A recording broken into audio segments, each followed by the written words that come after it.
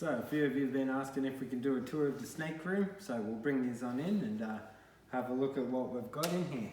So come on in. Welcome to our humble abode.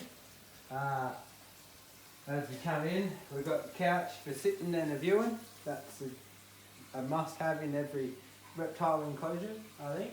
But anyway, that's most of it. That's the bulk. So starting from what we do is, here's the drum kit, which is very important. You must have a drum kit in every single reptile room. And lots of guitars and stuff, because it all helps keep your herps nice and healthy. We have our spare tubs for everything up there that we use for shows and whatnot. We've just got some spare enclosures here and a bunch of just things that we use for our day-to-day maintenance routines.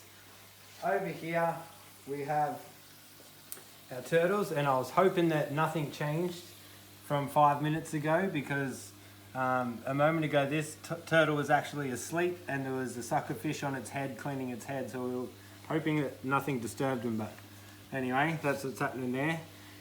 It is getting on late at night. This one's pulling up to go to sleep, so we've come in to turn the lights off and do everything, but we thought we'll show everyone around. This turtle tank is not a permanent thing. We got given this off our son's girlfriend's parents just a couple of weeks ago, and it's winter at the moment, so they're used to being in here. We're going to leave them in here for now and then move them outside. So we're going to do a part 2 of the reptiles that we do keep outside, but for now this is what they're in. There is also a yabby in there. There was a couple of yabbies and a couple of fish, but the turtles have chomped most of them. They must be letting the sucker fish live because it cleans them. Down here we have some baby blue tongues that we've not long... Oh, there's one. I thought they might be hard to find. There's one. Oh, there he goes. Hello, where's your friend? And to be honest, I'm not sure... Oh, there it is up there. I was going to say, they can be hard to find. They weren't too hard to find today. So I don't want to disturb them too much because they're still settling in, and when we get new animals we like to just leave them be for a while and let them settle, but also good to let them know we're here and let them get used to us as well. I've messed up their little home there, but anyway, that's the new blue tongues that we've got. Over here, so here we have, starting from the top, we've got Oswald, who's a jungle python, a jungle carpet python. He is arguably probably the most ferocious snake that we've got. Forget our venomous snakes. This guy's, he's actually calmed down now and he's pretty good, but being a jungle python, he's very, we've had him since a baby. We got him off Lyle McKinney Smith, and he's given us nearly half our snakes actually. But yeah, was a very, very cranky little bugger, and now he's actually not too bad because he's got used to us. Down here we have another blue tongue. Again, this is just a winter setup, so we'll do another video part 2 when we put everything outside.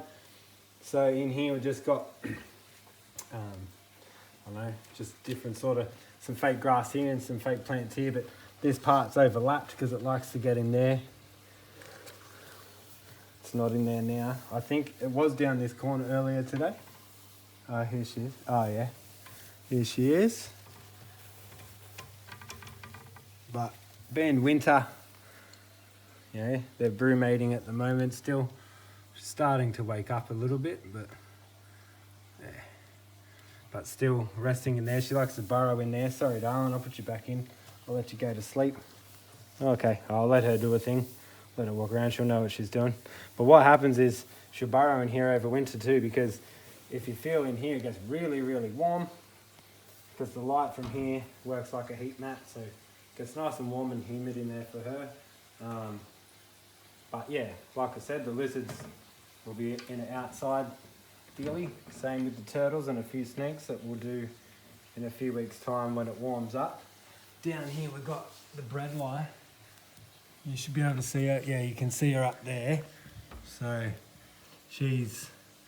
that's Morticia. She's got a pretty cool setup, I suppose. She's got this nice rock hide and stuff, but she never really uses it. She's always up there. That's an old fluoro lighting, like that we've dismantled, so she can't. Nothing's live or anything. But she used to actually, when she was little, get up inside it, and she loved hiding up in there. But it's very hard to get her out when I need her, and she's getting a bit big, so I've actually taken the bottom off. But she still likes to sit up there. And the back again has some caves. So this is old tiles. And she can get all down in there. And that insulates her. If it is getting hot, she can get in there, cool down a bit. But she just feels safe and protected in there. So that's what we do. Give them a bit of place to hide.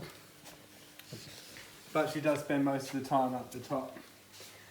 In here we've got the spotted python. It looks a bit tacky, this enclosure. It is just 2 enclosures that we turned into 1. But if we look down inside, it's not too bad once you're in. She's got lots of vines and things to climb on, and got a cave in the backgrounds. So hello darling. Hello Leslie. It's Leslie. She's a cool snake. Hello darling. Because once upon a time you couldn't put your fingers near that cave because she used to nip them, but I think she's learned the smell of my hands now. She's a good handler other than that though. Down here you got, that's a coastal carpet python. And in here there is a jungle as well. Oh, it's in there. So you can just see it. I won't bother getting him out. He's still brumating. He has come out 2 or 3 times in the last maybe fortnight. But you can just see him sitting in there. But that's just another jungle python. And we've got the coastal up there. But yeah, I hate that enclosure though. That's an old tacky one too. I'm going to get rid of that and throw that one up the road. In here we've got the tiger. Hello mate. Hello. What you doing, buddy? He's a pretty good boy. He can be a handful. He does keep you on your toes. You've got to take him seriously. But he's a good boy nonetheless. In here we've got Tom, the copperhead. He's an awesome snake.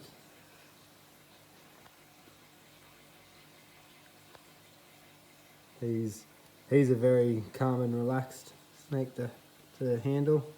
He doesn't give me much trouble at all. You can actually free handle him really if you're that way inclined, but I don't necessarily do that. Him you wouldn't dare do that with. He eats like a machine, this thing. He eats anything. And he gets very food orientated. Here we got Nigel. Can you guys find him? Oh, there he is. So he's got a pretty cool setup in there. He just burrows in most of the time. A lot of the time you can't even see him at all. Want to get him a better bowl, actual like rock looking one. But yeah, he's a Barclay Tablelands Death Adder, or Plains Death Adder as it's called. And he's got his little tree in there. He likes to hide around that or sit on that and bask. Here we got Dave. He's a champion. He's a heaps. This snake sent me to hospital when I first got him. This is a rough scaled snake and he was a nightmare at first. He was a bit just apprehensive and nervous. He didn't bite, he just accidentally scratched me with a headbutt because he was just flailing around and really quick and spooked easily. But now, you can free handle him. He's actually a really, we call him Gentle Dave because he's actually come like just 180 degrees and he's just a really, once he got to know who we are and that we don't have any bad intentions on him, he just become so chilled out, didn't you, mate? Hello. Hey, boy. What's happening? See? You can... And if the glass wasn't there, I wouldn't be moving back. I'd let him crawl on the camera and everything. He's a champion. But he is a dangerous snake, so don't want to tempt fate. You never see Luna, hey? So in here, once we turn the lights off, come in an hour after that and this snake will be out. Oh, actually, I was wrong. She's down there. She's hardly ever down there. Hello, darling. I wonder if we can see her better. So I really don't want to disturb her because she is a sweetheart of a snake. Normally we have to actually turn the enclosure around because she gets down behind the wall, right down the back of it. She'll climb up here and get right down the back. That's normally where she hangs out. But yeah, she's a brown tree snake and a night tiger variation. So she's the stripy, the white and salmon stripes, but I'm not going to pull her out because she is a very delicate snake and she spooks quite easily. But she is a beautiful snake. You can see her on another video anyway, where we feed her.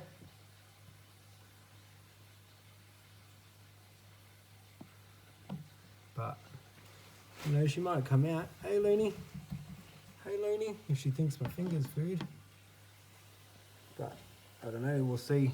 Keep an eye on her. She might get excited and pop out. There's George Stevenson. He is a legend, this snake. He is such a chilled out snake. He is just, like, he sits up on my shoulders and stuff. Again, you don't want to muck around and tempt fate with dangerous snakes, but I don't know, we just treat these snakes with a lot of respect and dignity. We don't make them do anything they don't want to do. We just let them be, really. And because of that, they're just really relaxed and gentle snakes for the most part. I would not try and touch him while he's feeding, you know, totally different animal when he's around food. But, yeah. But when he's not feeding, he's a beautiful boy.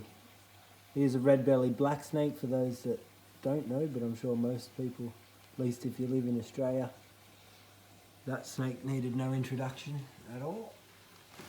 He's going to get an upgrade this season as well and go into something he's starting to get a bit big. Here's Mitch. Hello, Mitch.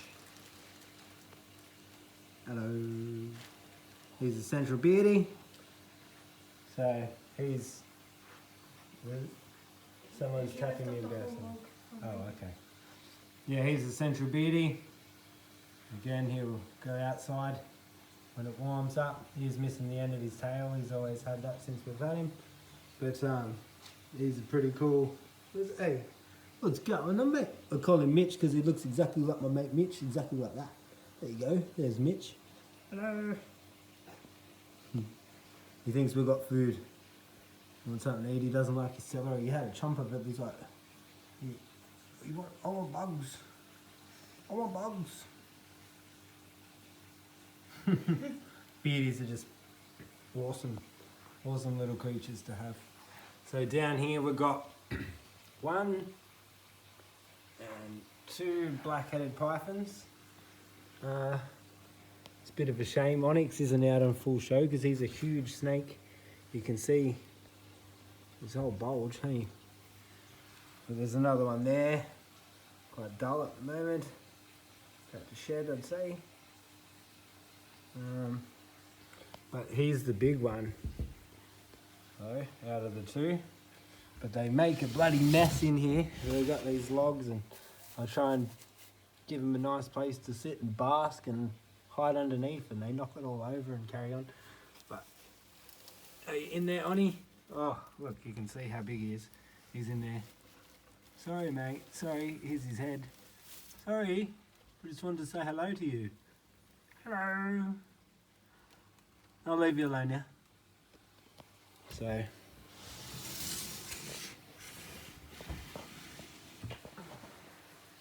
I think that's it for in here, is it? I'm not sure. So we've got, I think that was it. We did the turtles and the little blue tongues. and we did Luna. So to recap, I guess, the brown tree snake, red-bellied black snake, 2 black-headed pythons, rough-scaled snake, deaf adder, bearded dragon, tiger snake, lowland copperhead, the 2 carpet pythons, the jungle down there, and the coastal there. Oh, the spotted python, she's out a bit better. And then the jungle, the blue tongue,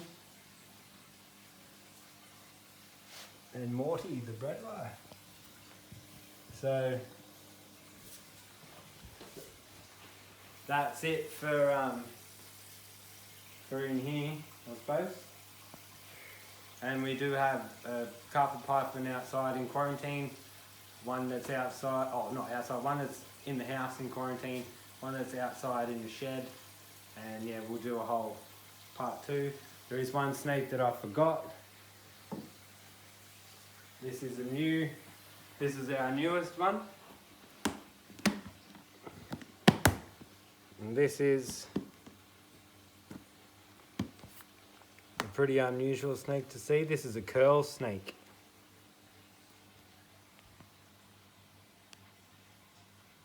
So this is a it's a reasonably venomous snake, but not too, like, it's dangerously venomous, but not not as venomous as most snakes that are highly venomous. Not much is known about their venom. They're normally very twitchy and freaky. They freak out a lot. Ooh, like that. As soon as I moved, I spooked it by accident. But I was going to say I've been managing to not spook it too much. We've only had it for just over a week. So I don't want to... I'm just slowly introducing myself to it every few days and then building up to daily for it to get to know us. And changing its water, obviously, but don't always necessarily like say hello to it. Sometimes I might just change its water. But so that's a curl snake. It is a smaller lapid. They'll only get to about 40-50 centimeters anyway, that snake. But yeah, that's a really cool snake to have here. So that's the ones that we keep in here. And yeah, we'll do a part 2 when it warms up a bit and we move some things outdoors. So thanks for watching. See ya.